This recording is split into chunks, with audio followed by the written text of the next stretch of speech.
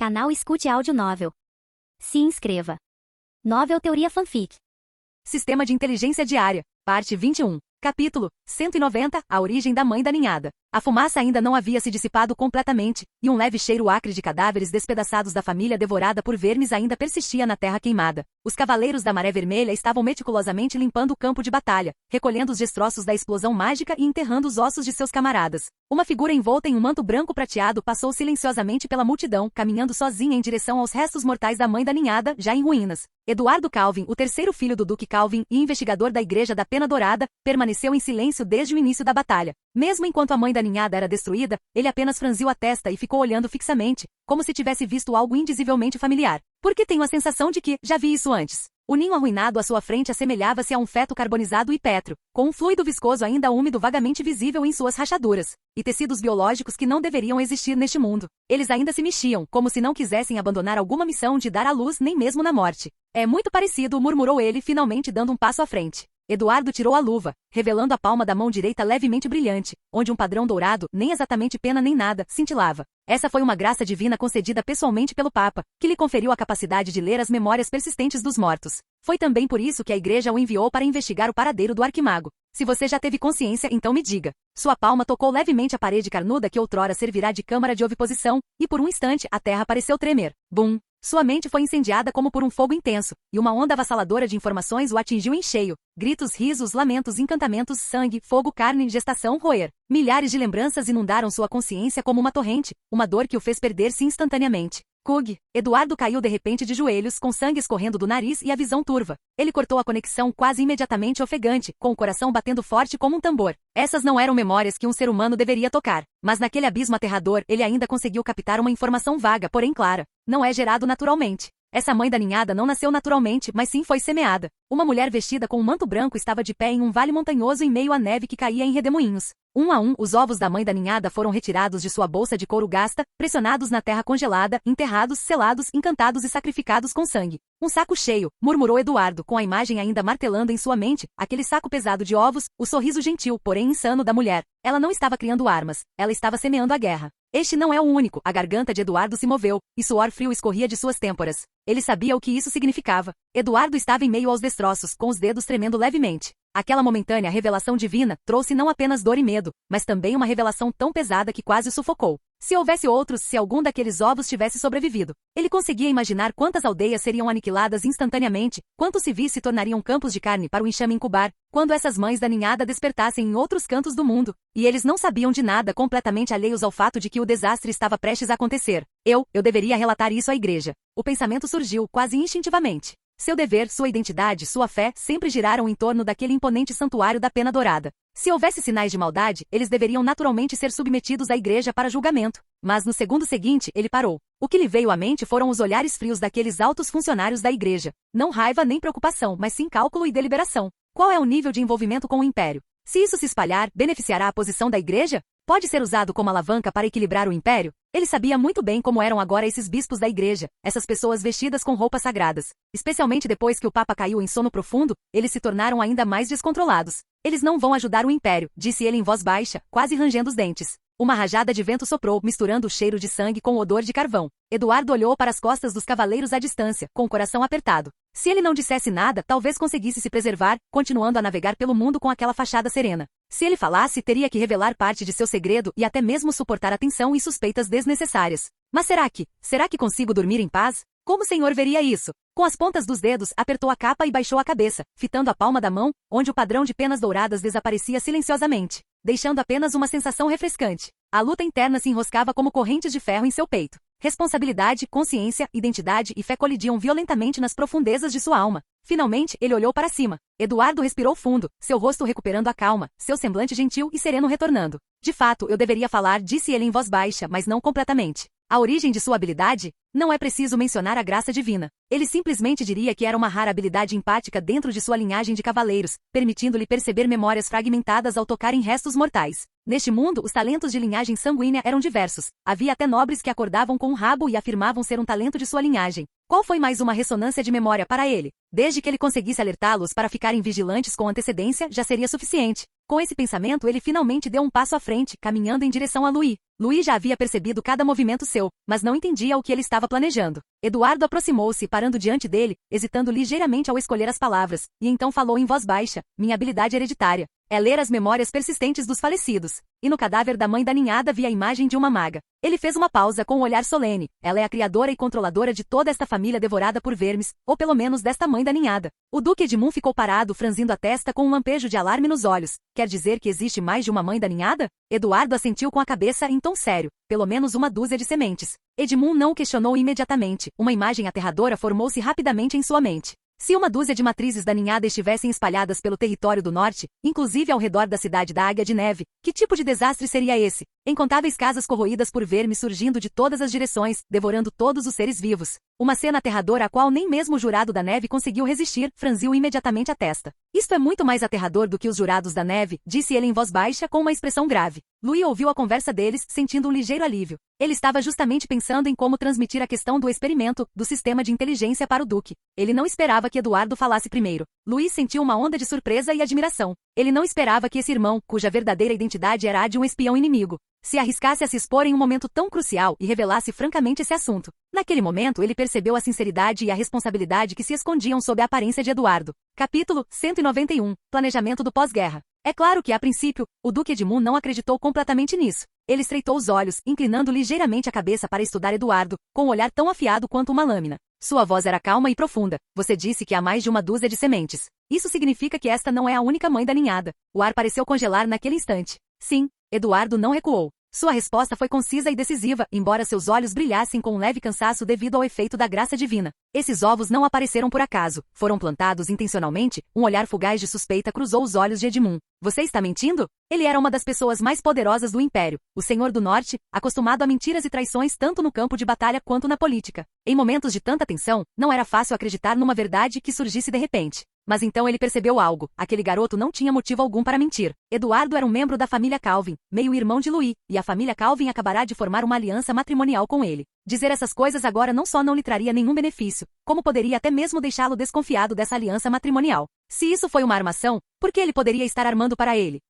Lord Duque. Louis, ao perceber sua hesitação, atiçou ainda mais a fogueira. Lembro-me de algo. O senhor disse certa vez que a praga de insetos de 3 anos atrás também foi incrivelmente frenética. Mas as carcaças dos insetos não estavam organizadas ou disciplinadas como agora. Ele fez uma pausa, e agora essas carcaças de insetos não são apenas em grande número, mas também têm um ninho bem definido. Há sinais de sacrifício, organização e ação unificada. Lord Duque, o senhor acha possível que a mesma mãe da ninhada esteja se desenvolvendo há 3 anos? Ou é uma mãe da ninhada completamente diferente? Edmund assumiu a palavra em voz baixa. Caso contrário, a mudança de comportamento não pode ser explicada. Ele fechou os olhos com os pensamentos a mil. Começou a refletir. Se isso fosse verdade, significava que havia pelo menos 2, ou talvez até mais, matriarcas ainda não descobertas no norte. Se essas mães da ninhada entrassem em erupção ao mesmo tempo, que tipo de desastre isso traria? A rebelião dos jurados da neve era meramente uma questão de espadas, mas isto era decadência e desespero. Se realmente houver mais de uma dúzia, ele abriu os olhos e naquele instante, um lampejo de medo reprimido se escondeu em seu olhar. O norte deixará de existir.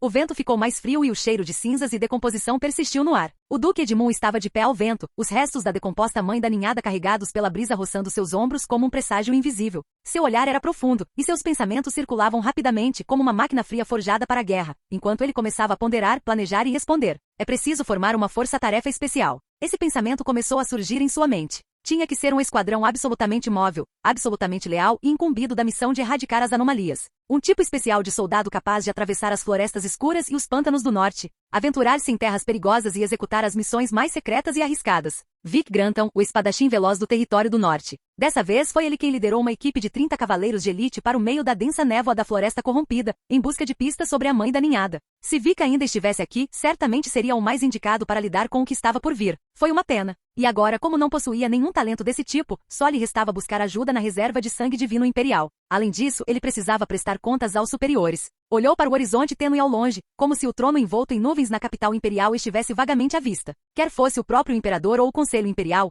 todos deviam saber disso. Mesmo que atraísse muita atenção, comparado com informações tardias e verdades ocultas, esse seria o verdadeiro desastre. Além disso, havia os nobres locais do norte. Cada um deles controlava tropas e recursos importantes, e se não fossem informados com antecedência. Se várias mães da ninhada entrassem em erupção simultaneamente, provavelmente não teriam tempo nem de reagir. Inicialmente ele pretendia descansar e se recuperar este ano, mas a situação atual exigiu que eles se mobilizassem primeiro e entrassem em estado de guerra. Enquanto o Duque Edmundo demonstrava seriedade e rapidamente delineava uma estratégia de resposta em nível imperial, Luís permanecia em silêncio ao lado, também pensando no que fazer a seguir. Não foi nada grandioso, nem teve um som sofisticado. Ele não pensava de forma tão grandiosa quanto o Duque, pensava apenas no território da Maré Vermelha à sua frente e nos 6 territórios sob seu comando. Ou talvez expandir para todo o condado Pico de Neve. Qualquer coisa além disso estava fora de sua capacidade. Além disso, ele não esperaria que outros salvassem suas terras. Nem colocaria o território da Maré Vermelha e os 6 subterritórios que construiu tijolo por tijolo nas mãos de promessas alheias. A terra queimada do campo de batalha ainda não havia esfriado, mas as lembranças do ponto focal da mãe da ninhada já estavam friamente e claramente gravadas em sua mente.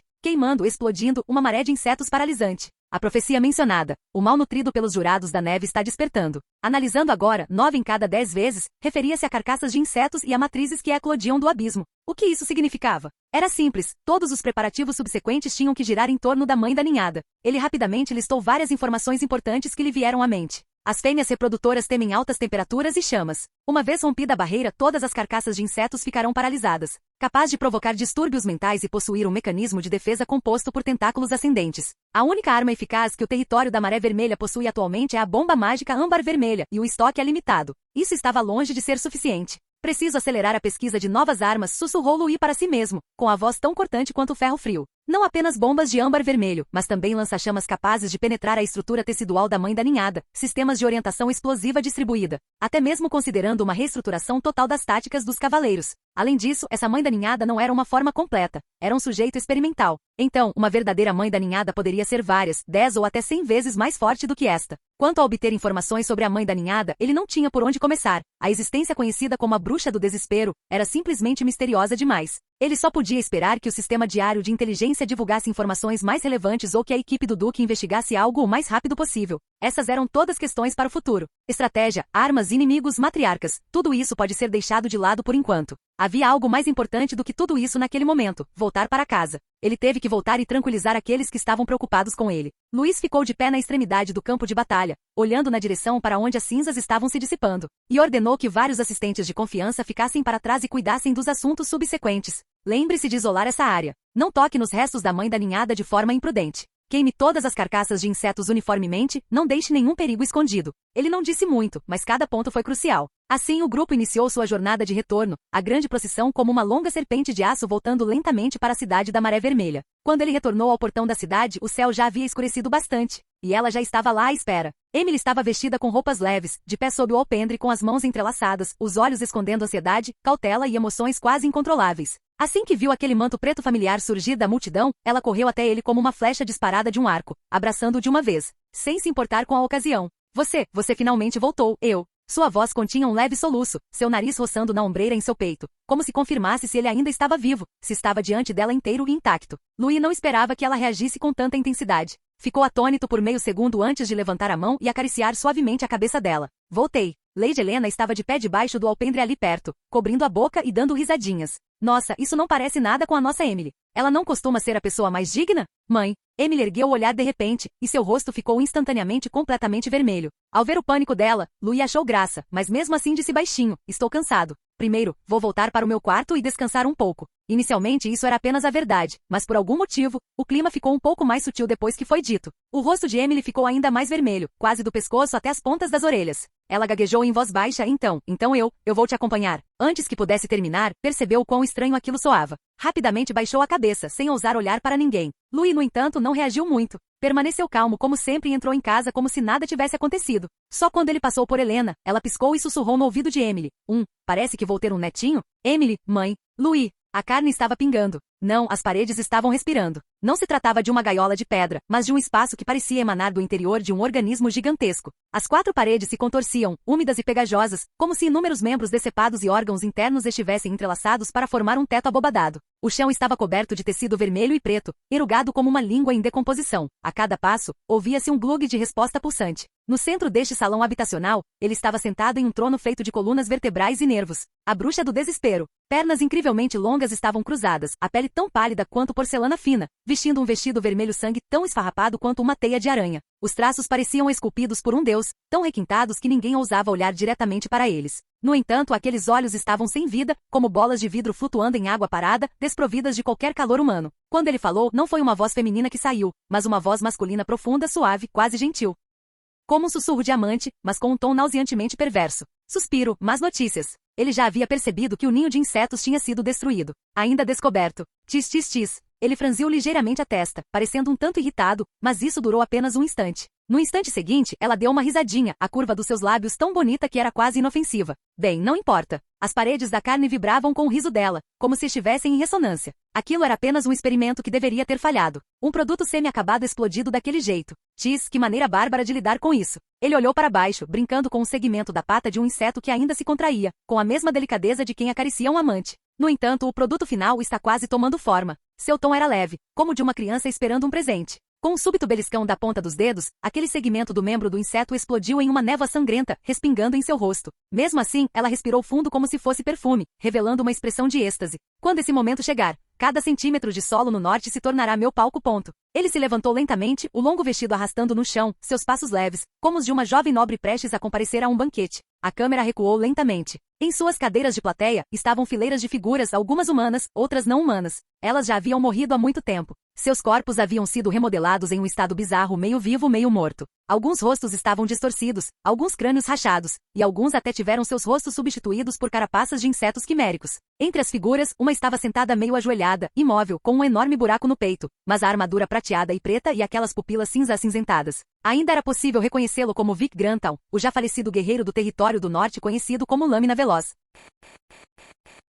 Capítulo 192. Nova inteligência. Antes do amanhecer, uma fina névoa ainda envolvia a área nos arredores de Maré Vermelha City. Quando Louis abriu os olhos, o teto refletia suavemente a tênue luz da manhã. Ele não tinha dormido bem. Os ruídos estranhos antes da incineração do ninho da mãe continuavam a ecoar em sua mente. Ele fechou os olhos, mas não conseguiu se livrar da inquietação e da ansiedade. O território da Maré Vermelha estava seguro agora, mas agora nunca significou futuro. Ele virou ligeiramente a cabeça, e seu olhar recaiu sobre a garota ao seu lado. Emily dormia tranquilamente, seus longos cabelos azuis espalhados como água sobre a fronha branca, seus cílios tremendo levemente e um leve rubor nas bochechas. Era como se ela ainda estivesse imersa na euforia da noite anterior. Sua mão apertava firmemente um canto do pijama dele, como se ela estivesse se apoiando nele em seu sonho, sem querer soltá-lo. Ontem à noite foi um esforço um pouco demais. Louis deu uma risadinha irônica. Afinal, seja por razões emocionais, de responsabilidade ou políticas, o território da Maré Vermelha precisava urgentemente de um símbolo, um herdeiro que tranquilize os nobres, os soldados e o povo comum. Mas naquele momento, como senhor, ele não conseguia dormir em paz. Ele estendeu a mão delicadamente, soltando cuidadosamente os dedos de Emily de suas roupas, tentando não perturbar seus sonhos.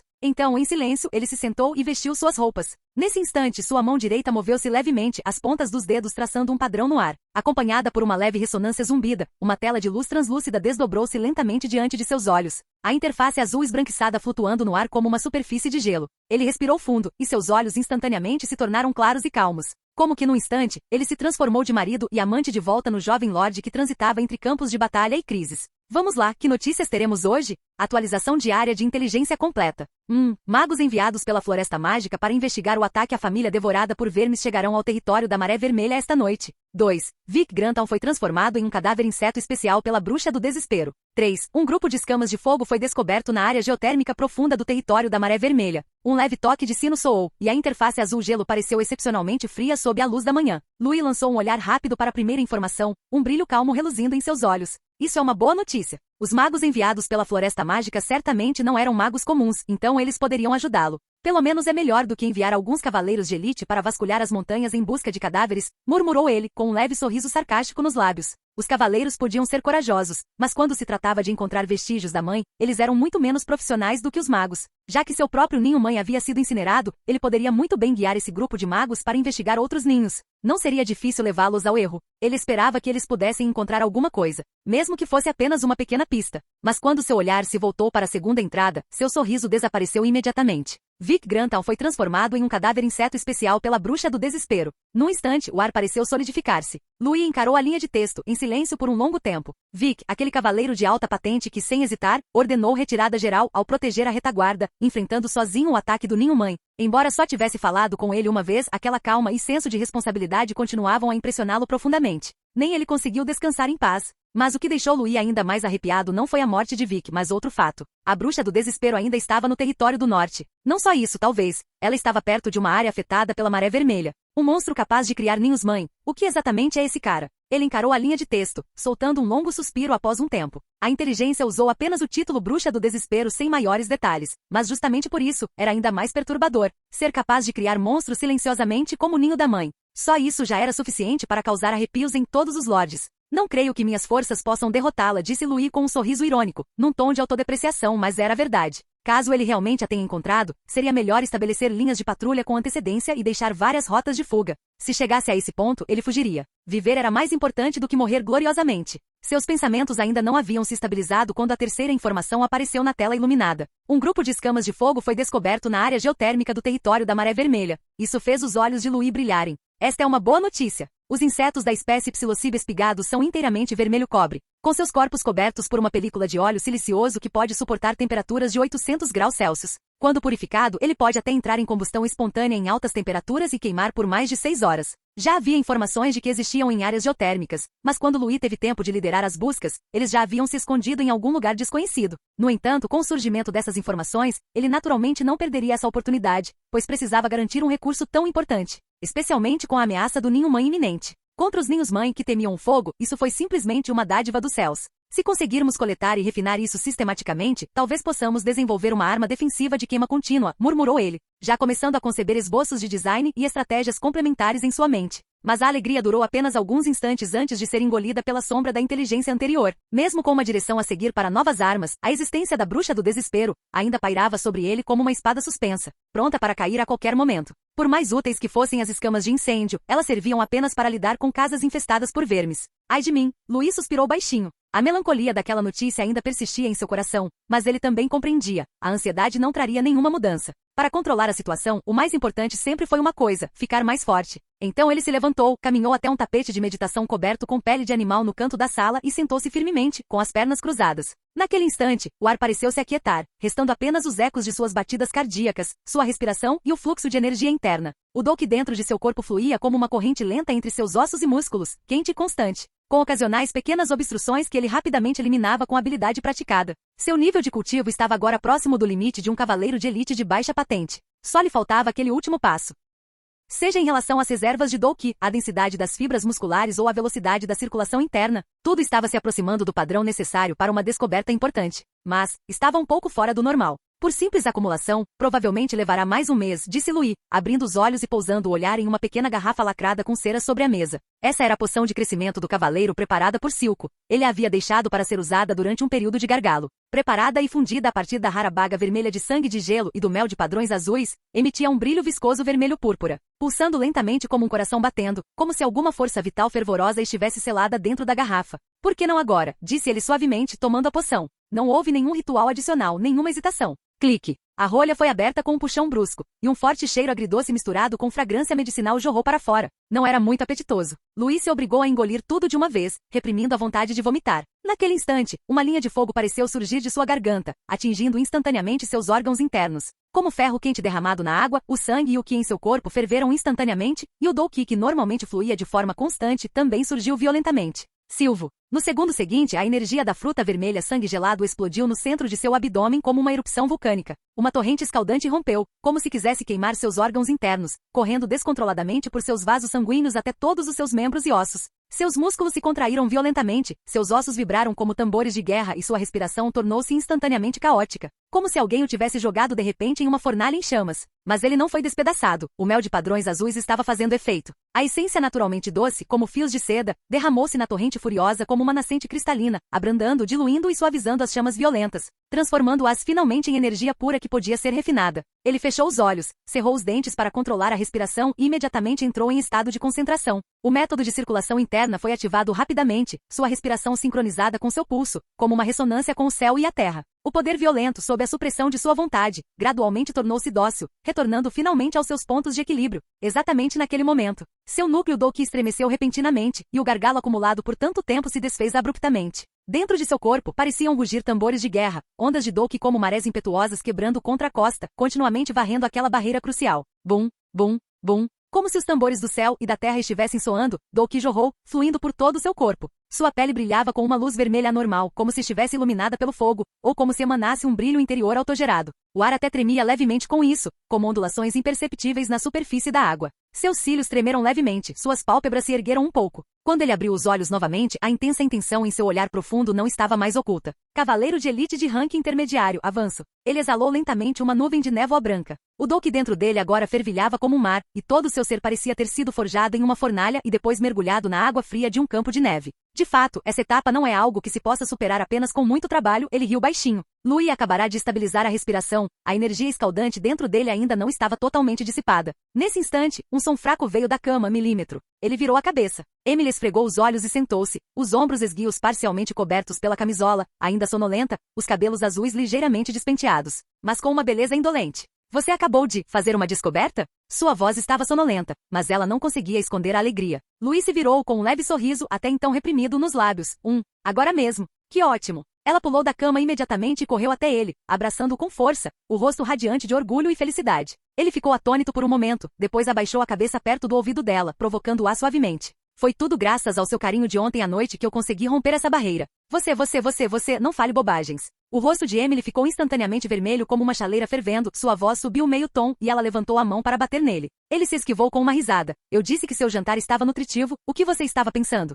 Ela o encarou ferozmente, fazendo beicinho indignada com o rosto corado até as orelhas. Os dois trocaram algumas brincadeiras por alguns instantes, num ambiente caloroso com um toque de descontração. Mas Louis rapidamente disfarçou o sorriso, olhou para o céu e disse suavemente, ainda há tempo, por que não continuamos cultivando? Emily fez uma pequena pausa. Antes que pudesse falar, Louis já estava sentado de pernas cruzadas, fazendo selos com as mãos e fechando os olhos em meditação. Ela sabia que aquilo não era um simples descanso ou meditação. Na noite de núpcias, Louis contou-lhe em voz baixa que estava cultivando magia. Você consegue fazer mágica? Ela ficou muito surpresa naquela noite, mas não o questionou. Ela só se perguntava por que aquele homem sempre guardava tantos segredos e sempre usava esses segredos para proteger silenciosamente tudo ao seu redor. Ela caminhou até ele e sentou-se silenciosamente ao seu lado. Para quem via de fora, a meditação não parecia muito diferente da técnica de respiração de um cavaleiro. Só que a expiração e a inspiração eram mais serenas, aquela profunda estabilidade espiritual, como a água de um lago sob o luar, sem fundo, mas sem ondulações. Não é nada de especial, murmurou Emily, abraçando os joelhos e pensando por um momento, antes de simplesmente imitá-lo. Sentando-se de pernas cruzadas e começando a praticar a técnica de respiração do brilho azul da família Edmund. Douk também fluía dentro de seu corpo, pontos de luz azul flutuando em sua pele, como o carinho suave do luar, calmo e claro. Harmonizava-se com o tênue fluxo de luz branca mágica que emanava do corpo de Louis, como dois rios correndo lado a lado. Na sala silenciosa, duas respirações, uma forte e outra suave, uma azul e outra branca, ressoavam em silêncio. Lá fora, pela janela, o vento soprava fraco e o sol ainda não havia rompido as nuvens. Mas a luz do cultivo no ambiente já iluminava a jornada que eles estavam prestes a enfrentar juntos. Canal Escute Áudio Novel. Capítulo 193. Os benefícios do casamento. Após o cultivo, os dois simplesmente se lavaram e foram para a sala de jantar com suas roupas de cima. O sol da manhã finalmente atravessou as nuvens finas, iluminando a mesa de jantar de madeira aconchegante e o café da manhã simples, porém preparado com esmero, que estava sobre ela. Emily havia instruído pessoalmente a cozinha no dia anterior que não queria nada muito gorduroso, então a refeição de hoje consistia em sopa de peixe e pão, acompanhados de um pouco de manteiga salgada e cogumelos levemente fritos. Não é luxuoso, disse Louis, arrancando um pedaço de pão e mastigando lentamente e mergulhando-o na sopa. Mas também não é ruim, respondeu Emily com um sorriso, pegando uma colherada de sopa de peixe e fechando os olhos levemente. A base da sopa era feita com a enguia de barbatana branca, uma especialidade do Maré Vermelha com carne tenra e delicada sem espinhas, deixando apenas um aroma suave e fresco. Esta sopa de peixe é realmente muito boa. Os dois tomaram o café da manhã em silêncio, trocando ocasionalmente algumas palavras suaves. E todo o quarto estava repleto de uma sensação de tranquilidade há muito perdida. Afinal, o casamento animado já havia acontecido há vários dias. Os animados convidados nobres e as cenas ruidosas do banquete pareciam um sonho, agora dispersos. Restando apenas o casal recém-casado para retornar à sua rotina diária. Até mesmo Duque Edmund e sua esposa partiram ontem para a cidade da Alabarda de Gelo. Mas em comparação com a despedida deles, outra figura que partiu deixou uma impressão mais profunda em Louis. Eduardo Calvin, seu terceiro irmão. Quando se despediram, ele sorriu e deu um tapinha no ombro de Louis dizendo, por acaso eu quero viajar e conhecer o mundo. Talvez eu possa te ajudar a descobrir algumas pistas sobre a mãe da ninhada. Louis não revelou sua identidade, pois quanto mais forças envolvidas, mais vantajoso seria para ele. No meio do café da manhã, Emily de repente pareceu se lembrar de algo e olhou para cima, perguntando, é mesmo? Quantos presentes recebemos neste casamento? Louis parou de mastigar por um instante, então deu uma risadinha suave. Não muitos, afinal, a situação é delicada, e mantivemos um perfil discreto de propósito, não convidando muita gente.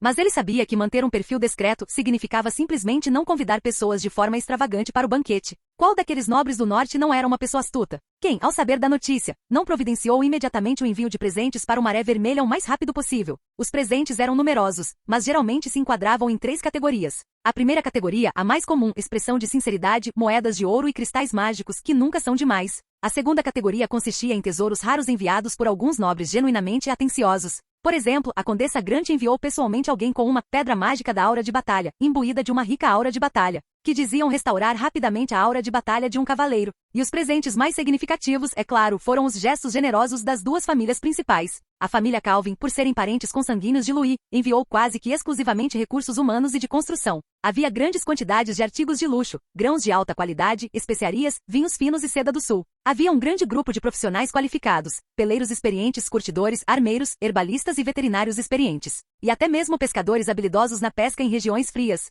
Mais importante ainda, essas pessoas não eram exiladas, mas sim elites selecionadas pela família, dispostas a servir o novo território. Essa foi a primeira vez que a família Calvin destinou a ele uma quantidade tão grande de recursos sob o pretexto de um casamento. Isso deixou de ser apenas um dote e passou a representar uma mudança de atitude, uma sugestão. Você não é mais um parente colateral periférico, mas um membro essencial que merece nosso apoio. Por outro lado, a família Edmund, como sempre, era rica em virtude marcial. Centenas de armas e equipamentos, lanças, espadas, machados, martelos de guerra forjados em ferro frio, juntamente com cotas de malha e armaduras de couro tachonadas correspondentes. Um lote de cavalos de guerra rigorosamente treinados, e até mesmo armaduras especializadas para cavalos de guerra e cavaleiros treinadores de cavalos. O presente mais importante foram os cavaleiros. Além dos 2 cavaleiros extraordinários que acompanhavam Emily, havia também 30 cavaleiros de elite que estavam diretamente posicionados em Maré Vermelha. Embora 3 tivessem morrido durante a recente campanha contra a Mãe da Ninhada, 27 permaneciam, prontos para serem mobilizados a qualquer momento. Antes de partir, o Duque prometeu pessoalmente enviar mais 50 cavaleiros de elite, 2 cavaleiros extraordinários e 70 cavaleiros formais como reforços.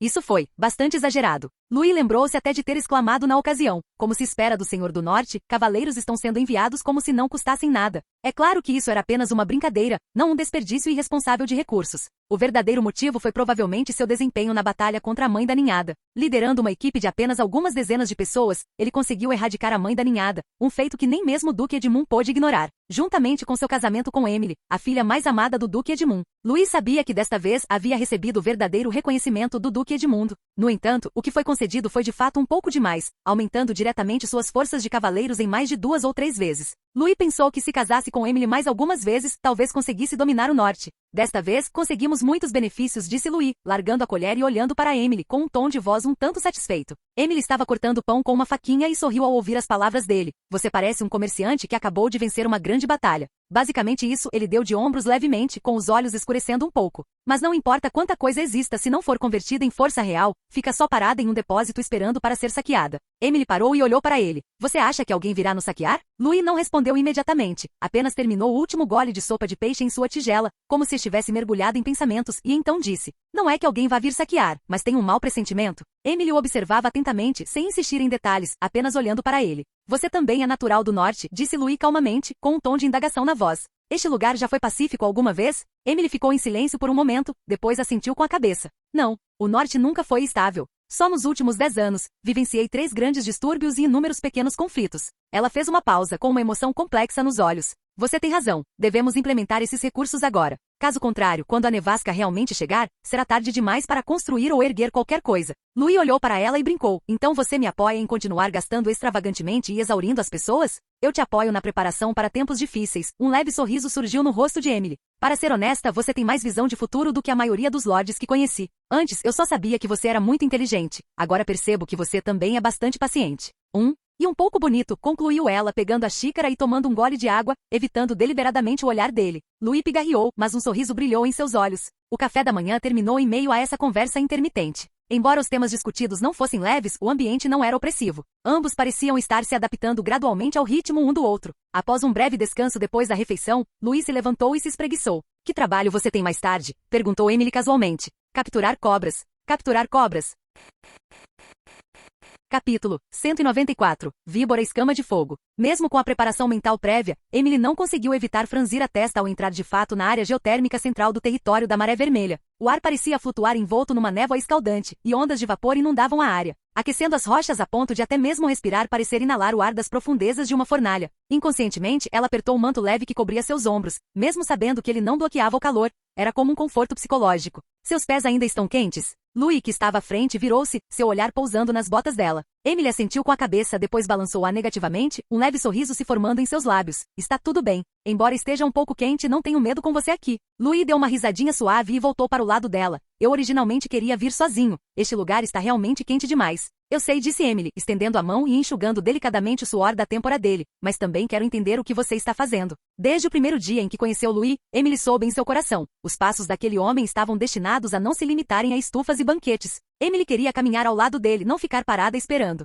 O chão estava escaldante como uma placa de ferro. Cada passo parecia dançar sobre chamas. Embora fosse uma cavaleira de elite e pudesse resistir à maior parte da alta temperatura com seu kit de batalha, o suor ainda escorria continuamente, escorrendo do pescoço para a gola e umedecendo suas roupas justas. Então, Emily virou a cabeça para olhar para Louis, que caminhava à frente, e perguntou enquanto enxugava o suor: que tipo de cobra viemos pegar, exatamente? Louis não olhou para trás, mas seu tom era tão relaxado como se estivesse passeando nas montanhas. Escala de fogo. Emily murmurou baixinho ao ouvir suas palavras, sem fazer mais perguntas. É claro que ela sabia o que era aquilo. Ela não era uma aprendiz de cavaleira recém-chegada ao exército, nem uma jovem sentada em um pátio recitando poesia. Ela cresceu no norte e tinha uma vaga noção dessa perigosa criatura mágica que se escondia em fendas rochosas escaldantes. A escama de fogo é uma besta mágica reptiliana que vive em ambientes de temperatura extremamente alta, comumente encontrada em áreas com frequente atividade vulcânica, ao redor de falhas geotérmicas e em fendas rochosas perto de poços de enxofre. Seu corpo tem cerca de 3 metros de comprimento, suas escamas são duras como ferro e todo o seu corpo é de cor vermelho escura ou laranja dourada, capaz de suportar altas temperaturas contínuas acima de 90 graus Celsius. Possui hábitos gregários, é altamente agressivo e seus dentes contêm veneno de alta temperatura que, uma vez injetado em uma ferida, pode causar reações de queimação graves ou até mesmo disfunção neurológica. Suas escamas, fígado, vesícula biliar e glândulas de veneno são todos materiais alquímicos de alto valor. Devido às suas características estáveis de produção de energia térmica, é altamente valorizado por diversos alquimistas militares. No entanto, devido à dificuldade de captura e ao ambiente hostil, a escama de fogo há muito tempo figura na lista de recursos de alto valor. Portanto, o objetivo de Louis nessa viagem não era apenas pegar algumas cobras. Em vez disso, o objetivo era preparar o terreno para a pesquisa subsequente de prontidão para combate do território da Maré Vermelha, a tecnologia da bomba mágica e até mesmo o sistema de treinamento para forças especiais. A temperatura da superfície nesta área já ultrapassou os 90 graus, disse Louis, observando o terreno. Gases sulfurosos, vapor de rocha rachada, exatamente o ambiente preferido pelas abelhas da espécie Psilocybe amarelado. Estou sentindo o cheiro. Emily assentiu, com as narinas impregnadas por um leve odor de enxofre, e também por uma espécie de aroma úmido e adocicado. As rochas ao redor já haviam adquirido uma tonalidade avermelhada, como se tivessem sido queimadas repetidamente. Entre as frestas, ocasionalmente subia fumaça branca, rodopiando e girando no ar com o fluxo de ar. Peles de cobra desbotadas apareciam ocasionalmente no chão, suas finas escamas brilhando levemente à luz. Eles costumam se deslocar em grupos e gostam de procurar comida ao amanhecer e ao entardecer, sussurrou Louis. Precisamos encontrar o ninho deles antes que voltem para lá. Então, quantos você planeja pegar? Perguntou Emily. Se tivermos sorte e encontrarmos um ninho, tentaremos capturá-los vivos, disse Louis calmamente. Usaremos alguns para experimentos e domesticaremos o resto. Escala de fogo domesticável? Emily não perguntou em voz alta, mas um leve interesse surgiu em seus olhos. O chão escaldante tremia levemente. Achei, disse Louis, com a ponta do dedo tocando levemente o rastro sinuoso, tênue e quase imperceptível. É o rastro rastejante de uma cochonilha de fogo e é recente. Emily olhou na direção que ele apontou, e atrás de uma rocha rachada não muito longe dali, uma tênue sombra de escamas carmesim brilhou, como uma espécie de fantasma quente à espreita. O ninho deles deve estar perto daquela trincheira de lava ali na frente, disse Louis, levantando-se, dando um tapinha nas calças e com indiferença.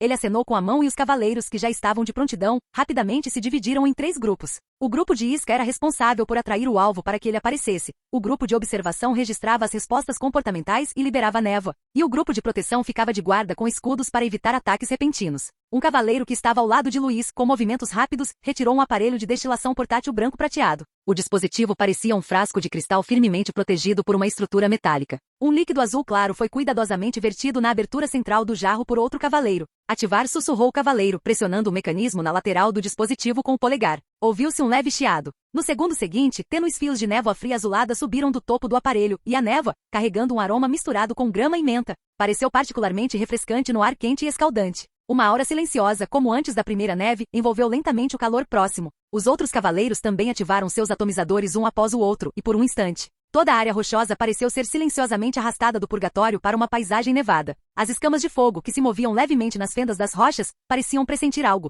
Seus movimentos tornaram-se lentos, já não agitados, mas cautelosamente ergueram a cabeça, seus narizes balançando suavemente, farejando o aroma peculiar que permeava o ar. Emily também franziu ligeiramente a testa, olhando fixamente para o dispositivo que pulverizava suavemente. Seu nariz se contraindo ao sentir um leve aroma misto de grama e menta. Que tipo de poção é essa? Acho que nunca vi nada parecido. Ela não pôde deixar de perguntar. Agente de orientação da videira de folha de gelo, respondeu Louis casualmente, ainda concentrado em observar as figuras vermelhas que se moviam lentamente nas fendas das rochas à frente. Videira de folha de gelo? Emily repetiu em voz baixa, porque eu nunca ouvi falar disso. Normal, os lábios de Louis se curvaram levemente, e um toque de exibicionismo surgiu em seus olhos. É uma trepadeira extremamente rara, adaptada a baixas temperaturas, encontrada em regiões selvagens do norte, frequentemente crescendo como epífita em paredes rochosas frias. Quando madura, secreta uma seiva azul pegajosa, fria e pungente. Pedi a algumas pessoas que coletassem um lote para experimentarem, e após refiná-la, ela foi transformada neste agente de orientação. Emily inclinou a cabeça, olhando para a névoa branca que se espalhava lentamente, com um toque de seriedade na expressão. Você está dizendo que essa coisa consegue controlar sanguessugas escama de fogo. Para ser preciso, inibe a reação descontrolada nos instintos de todas as bestas mágicas, disse Louis, com um tom um pouco mais sério. Quando ameaçadas, criaturas mágicas como a escama de fogo entram imediatamente em um frenesi autodestrutivo. Esqueça capturá-las, é até difícil chegar perto. Mas esta poção pode penetrar em seu sistema nervoso liberando uma névoa fria, inibindo esse estado. Ele fez uma pausa, como se estivesse observando uma cobra prestes a se mover. Assim como agora, ela está hesitando, farejando. Em vez de atacar diretamente e se autodestruir, Emily assentiu com a cabeça, suas pupilas refletindo a sombra da escama de fogo que parecia flutuar na névoa. Ele não era um alquimista, mas mesmo assim conseguia conceber algo assim, como uma espécie de gênio excêntrico. Ela observou em silêncio seu perfil concentrado enquanto ele operava, um sentimento que nunca havia experimentado antes crescendo em seu coração. A princípio, pensei que você fosse apenas o tipo de pessoa que sabia lutar, disse ela suavemente, com um sorriso nos lábios. Mas descobri que você pesquisa até mesmo como capturar e criar criaturas mágicas com muita profundidade. Bombas mágicas e óleo incendiário também precisam de matéria-prima, sabia? Louis deu de ombros com um tom calmo. Este mundo vai ficar cada vez mais caótico. Se não prepararmos o poder que não depende de soldados humanos, desde já, sofreremos mais cedo ou mais tarde. A névoa se espalhou gradualmente, agarrando-se como fios às bordas de cada rocha escaldante. Uma névoa azul clara como um véu delicado roçava o ar, como se todo o cânion geotérmico estivesse envolto em um véu onírico tecido pela geada. A camada de neblina está estável, disse Louis, olhando para a refração da luz no céu, confirmando a umidade e a direção do vento. Podemos iniciar o contato. Um cavaleiro magro e mascarado saiu lentamente. Ele vestia um traje de proteção personalizado em tons de marrom e prata. Este era Adrian, responsável por esta missão de recrutamento. Um cavaleiro da família Calvin com especialização em caça. Ele aproximou-se lentamente da fenda na rocha onde se localizava a escala de fogo. A serpente mágica de corpo carmesim e armadura de escamas, enrolada na rocha quente, já não mantinha o pescoço erguido como antes, mas movia-se lentamente, com a língua a vibrar com menos frequência. De repente, uma pequena língua de chama saiu de sua boca, quente, mas breve, sem formar uma labareda contínua. Não é nada, apenas uma chama de aviso, relatou Adrian em voz baixa.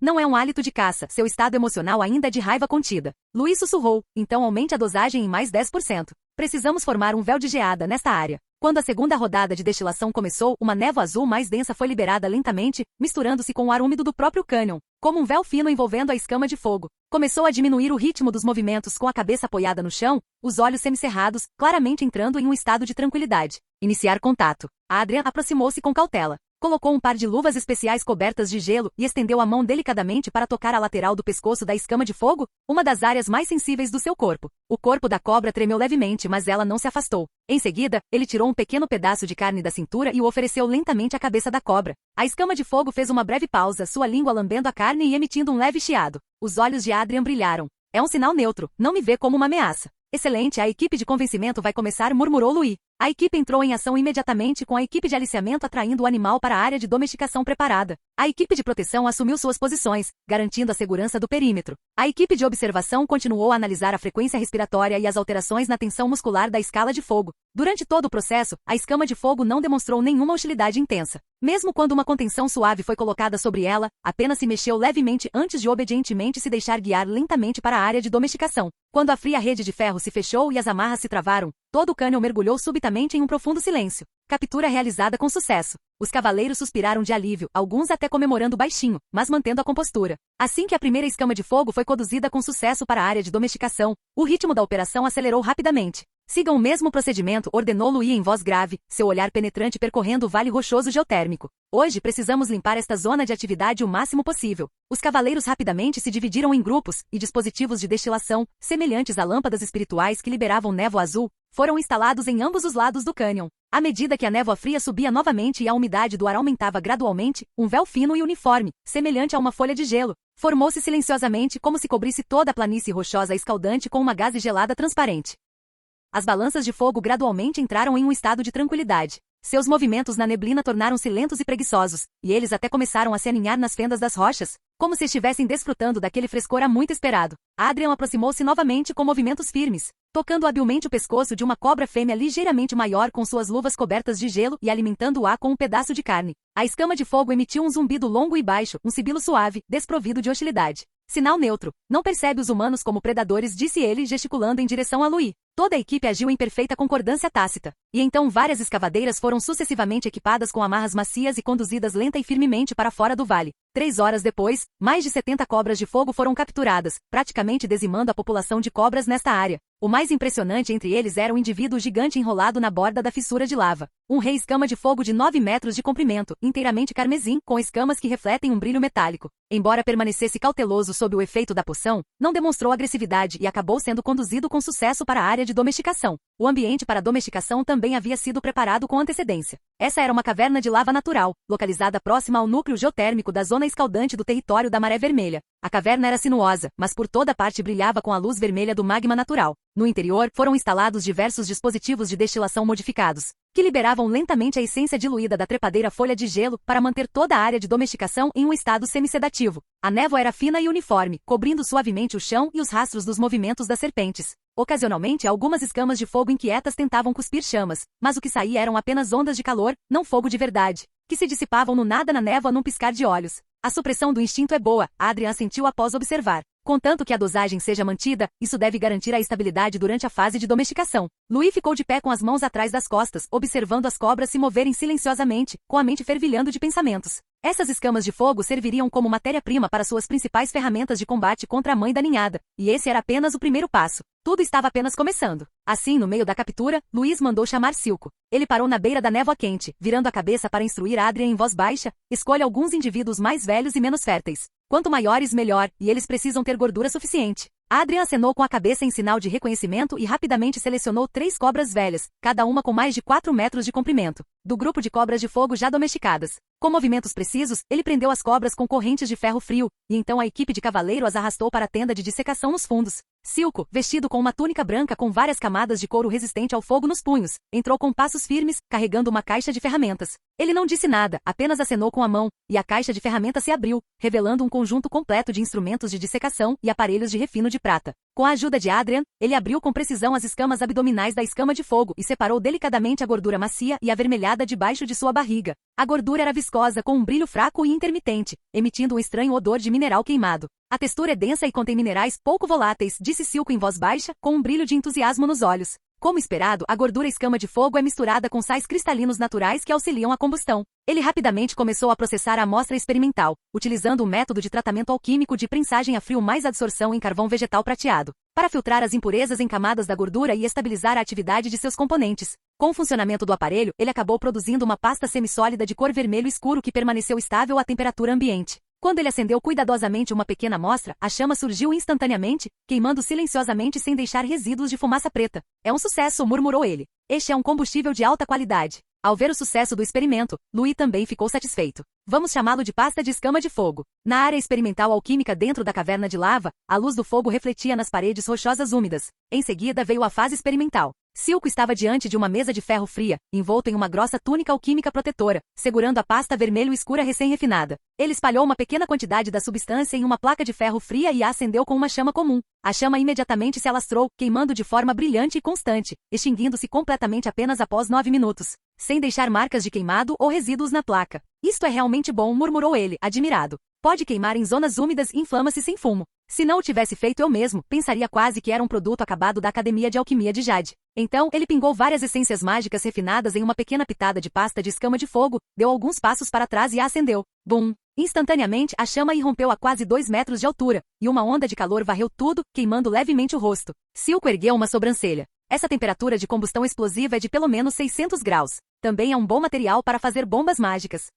A estabilidade é boa e a temperatura é alta. Ele registrou os dados meticulosamente e, em seguida, olhou para Louis, que observava de perto. Ele perguntou, curioso: então, o que você pretende fazer com essa pasta de escama de fogo? Principalmente para combate ou para uso diário? O olhar de Louis era calmo, mas seu tom carregava uma sutil expectativa. Priorizem o desenvolvimento de bombas mágicas voltadas para o combate e óleo explosivo. Idealmente, elas devem ser fáceis de transportar, ter um retardo de ignição estável e possuir capacidade de explosão em área. Ele fez uma pausa. Claro, se você tiver outras ideias, pode sempre me dizer. Silco deu uma risadinha ao ouvir isso. Tenho algumas ideias, mas preciso de alguns dias, pois ainda não entendi completamente tudo isso. Louis assentiu com a cabeça, dizendo fracamente: alguns dias são suficientes para você, mas tome cuidado para não explodir o laboratório. Os dois maníacos da bomba mágica trocaram sorrisos e, sob a luz bruxuleante da fogueira, um conceito perigoso ia tomando forma aos poucos. Quando Louis estava prestes a continuar observando os experimentos da bomba mágica de Silco, um cavaleiro se aproximou rapidamente. Senhor, vários indivíduos que afirmam ser magos dos magos vieram solicitar uma audiência. Ao ouvir isso, Louis assentiu levemente com a cabeça e disse calmamente: levem-nos para a sala de reuniões para me esperarem.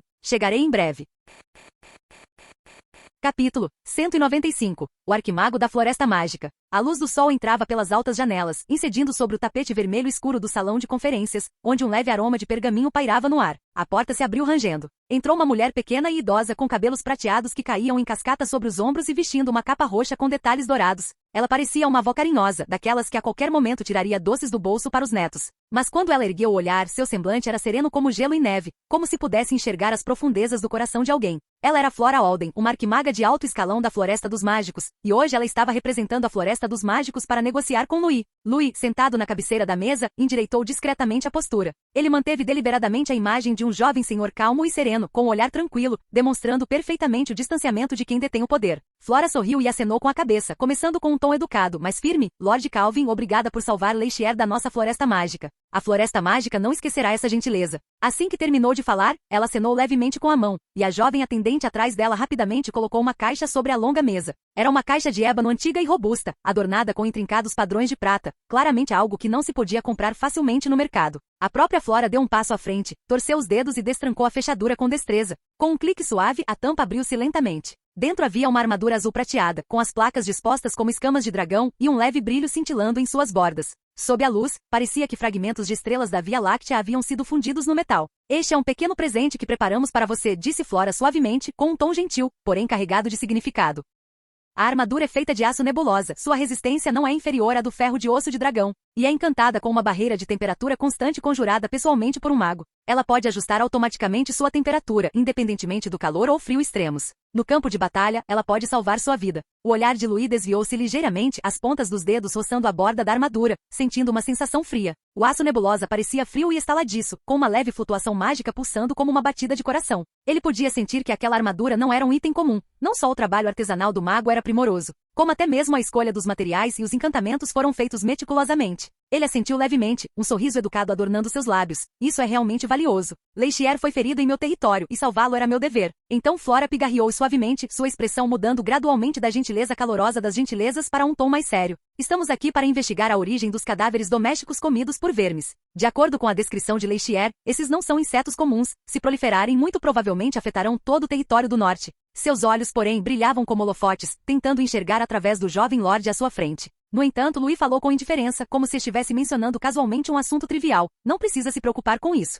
Destruímos a colmeia central, que é o coração dos insetos, há 2 dias. Essa deve ser a fonte de controle para os cadáveres da família devorada por vermes que atacaram Leishier. Por um instante, o ar pareceu parar por uma fração de segundo. Uma colmeia? O que é isso? Os olhos de Flora se arregalaram, suas sobrancelhas se franziram levemente. A descrição de Leishier não mencionou o conceito de colmeia. Ela não questionava a lógica de Louis, mas sim sua incredulidade. Um inimigo desse calibre foi realmente eliminado com tanta facilidade? Ela nem sequer teve tempo de começar a investigação. Louis manteve a calma, sem qualquer traço de orgulho ou arrogância nos olhos, simplesmente relatando os fatos. Lideramos cavaleiros de elite até a parte mais profunda, destruindo-a com uma bomba mágica aprimorada e então... Flora ouviu Louis relatar todo o ocorrido, movendo os lábios, mas não falou imediatamente. Sua expressão já não conseguia sustentar a fachada de avó gentil, suas sobrancelhas estavam franzidas em choque e angústia, e as palavras seguintes de Louis fizeram o ar na sala ficar ainda mais frio. A expressão de Louis permaneceu inalterada enquanto ele acrescentava calmamente. Trouxemos alguns restos de colmeia e amostras de moscas domésticas não parasitadas. Se tiver interesse, posso enviá-las imediatamente. Seu tom era firme, como se estivesse discutindo um lote de mercadorias, sem qualquer traço de arrogância ou exibicionismo. Flora ponderou por um momento e finalmente assentiu. Por favor, traga-os. Logo em seguida, vários cavaleiros carregaram caixas de ferro pretas lacradas. Assim que as tampas foram abertas, um cheiro nauseante imediatamente tomou conta do ar. Os restos da colmeia apresentavam uma substância carnosa estranha, de cor vermelho escura, semelhante à parte do órgão de alguma criatura gigante. Sua superfície exibia constantemente uma textura áspera e difusa, com rostos humanos retorcidos incrustados em suas dobras, como se estivessem lamentando silenciosamente em semi-incineração. Aqueles rostos humanos pareciam reais e ilusórios ao mesmo tempo, cada um repleto de dor e sofrimento. Os corpos originais dos insetos foram preservados em um fluido mágico de preservação azul claro, fino como seda e translúcido por completo. O mais impressionante era sua cabeça, uma probóscide afiada como uma agulha, vagamente visível no líquido, que por vezes tremia ligeiramente, causando arrepios na espinha. Flora contemplou os restos da colmeia, seus olhos, antes gentis e bondosos, endurecendo gradualmente, substituídos por uma testa franzida e um frio quase imperceptível. Ela estendeu lentamente a mão, e um fino fio de magia azul prateada flutuou sobre a palma da sua mão, alcançando a amostra. No instante em que a magia a tocou levemente, suas pupilas se contraíram bruscamente. Isso não foi mágica. Pelo menos, não magia do sistema da floresta mágica. As flutuações mágicas remanescentes nos destroços eram extremamente bizarras, como espinhos afiados, capazes de penetrar as defesas mentais, infiltrando-se nas profundezas da percepção com sussurros e ruídos. Não possuía uma estrutura clara, não seguia princípios mágicos conhecidos, mas parecia ter uma espécie de vontade primitiva lutando, corroendo e rugindo constantemente. Ainda está resistindo, murmurou Flora para si mesma com cautela e admiração. Ela já havia visto vestígios de artes proibidas antes e tocado em profunda poluição mágica à beira de marés mágicas, mas essa flutuação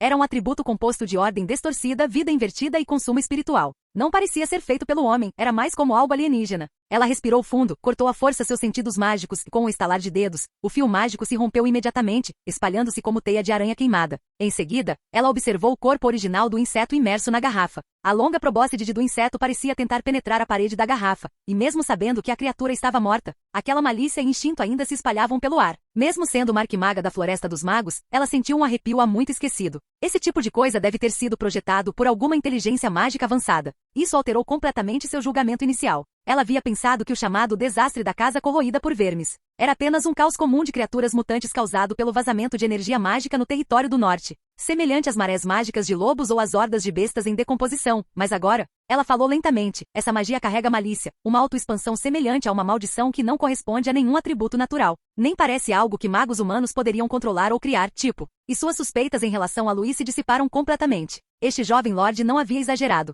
Se ela não tivesse visto com os próprios olhos, provavelmente teria pensado que se tratava apenas de uma façanha de batalha inventada por um jovem lorde em busca de reconhecimento. Mas ao ver esses restos mortais, Louis realmente se deparou com esse profundo horror e até o destruiu com as próprias mãos. Talvez tenha sido justamente por ele não entender nada de magia que ele foi capaz de fazer isso. Enquanto ela tentava acalmar a mente, Louis falou novamente com a mesma serenidade, embora tenha sido destruída. Com base na estrutura do local e na origem dos corpos dos insetos, suspeitamos que essa colmeia não seja o único centro importante. Ele fez uma pausa, como se estivesse ponderando o quanto revelar, e então prosseguiu com um número. Talvez, ainda existam mais de uma dúzia dessas colmeias. O ar subitamente ficou tão pesado que parecia que ia esmagar todo o salão de conferências. As pupilas de Flora se contraíram ligeiramente e ela lentamente olhou para ele. Posso ir ao local para ver? Luísa assentiu com a cabeça. Meus deveres aqui são pesados, então não posso acompanhá-lo pessoalmente. Mas providenciarei cavaleiros para escoltá-lo. No entanto, já está tarde hoje. Faça uma refeição quente e descanse bem antes de partir. Não será tarde demais para partirmos amanhã de manhã. Flora assentiu lentamente com a cabeça. Tudo bem. Esse encontro mudou completamente a impressão que ela tinha desse jovem lorde.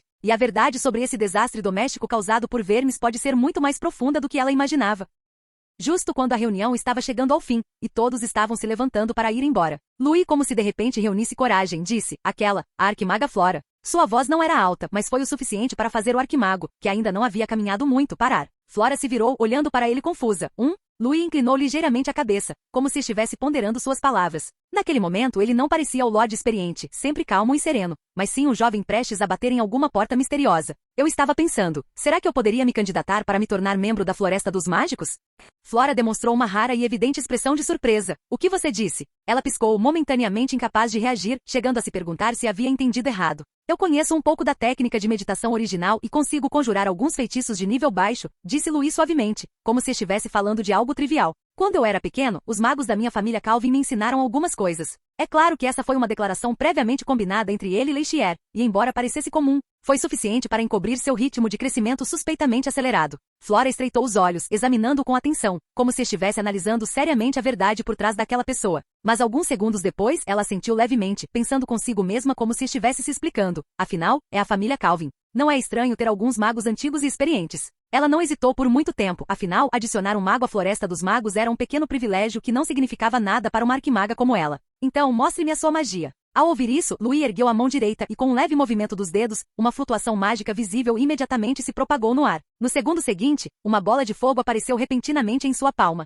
O fogo era nítido e brilhante, queimando de forma constante e controlada, sem sequer um sinal de crepitação. Flora ergueu uma sobrancelha, com uma expressão que demonstrava um leve apreço, bola de fogo bem controlada. Seu domínio da magia é impressionante. É evidente que você se esforçou bastante. Ela deu alguns passos à frente, observando a trajetória espiralada da chama, mas não percebeu os mistérios mais profundos que ali se escondiam. Ela simplesmente atribuiu isso a uma boa base. O que ela não sabia era que por trás daquela bola de fogo dócil, Louis estava apenas imitando, como uma pessoa comum deveria ser. Na verdade, o poder mágico de Louis era extremamente contido, provavelmente utilizando apenas 5% de sua força mágica. Se seu verdadeiro eu desejasse, essa chama cortaria uma rocha enorme como uma lâmina, em vez de pairar silenciosamente assim. Com o seu nível, disse Flora finalmente num tom encorajador e afirmativo, posso escrever uma carta de recomendação para você, permitindo que participe da avaliação da Floresta Mágica. Ela fez uma pequena pausa, e então seu tom mudou para meio brincalhão, meio sério. Afinal, nossa Floresta Mágica não é um lugar onde se pode simplesmente entrar. Até mesmo um descendente da família Calvin precisa seguir os procedimentos. Entendido. Louis fez uma leve reverência, seu tom gentil e apropriado, com um sorriso humilde porém digno, nos lábios.